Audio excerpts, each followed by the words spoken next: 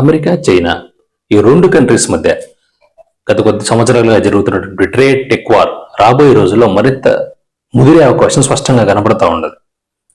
2022లో అప్పుడు American government Nvidia ఏదైతే high ended chips అన్ని చైనాకు ఎక్స్పోర్ట్ చేస్తుందో వాటన్నిటి కూడా బ్యాన్ చేస్తూ చిప్స్ ప్రొటెక్షన్ లా అని చెప్పి ఒక చట్టాన్ని 2022లో తీసుకొచ్చారు.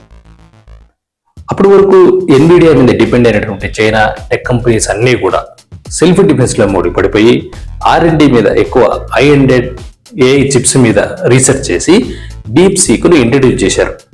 డీప్ సీక్ వచ్చిన తర్వాత గ్లోబల్ గా ఎన్విడియా మార్కెట్ షేర్ ను నియర్లీ $500 బిలియన్స్ విలువైనటువంటి వాల్యూను కోల్పోయింది. గత కొద్ది నెలలుగా చైనా రేర్ ఎర్త్ ఎలిమెంట్స్ ఏదైతే అమెరికాకి ఎక్స్పోర్ట్ చేస్తుందో అవన్నీ కూడా ఆపేసింది.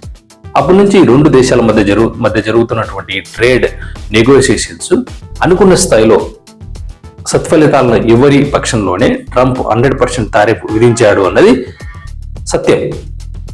ఈ రేర్ ఎర్త్ ఎలిమెంట్స్ వినియోగం మనం వాడే mobiles, laptops, semiconductors, chips, solar panel modules, అదేవిధంగా EV batteries, EV electrical vehicle manufacturing లో, అదేవిధంగా డిఫెన్స్ సెక్టార్ లో, డ్రోన్స్, జెట్లు మ్యానుఫ్యాక్చరింగ్ లో వీటి యొక్క పాత్ర చాలా కీలకంగా ఉండే అవకాశం కనపడతా ఉంది.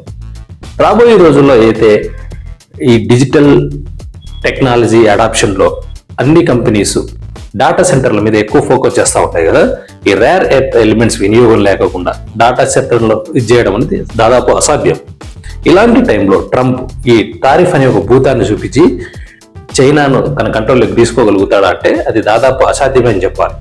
ఈ రెండు కంట్రీస్ మధ్య నెలకొన్న ఈ ట్రేడ్ టెక్ వార్ లో అమెరికన్ టెక్ కంపెనీస్ రాబోయే రోజుల్లో తీవ్రమైన సంక్షోభాన్ని ఎదుర్కొనే అవకాశం స్పష్టంగా కనబడుతూ ఉండాలి. Please like and subscribe my channel. Thank you for watching.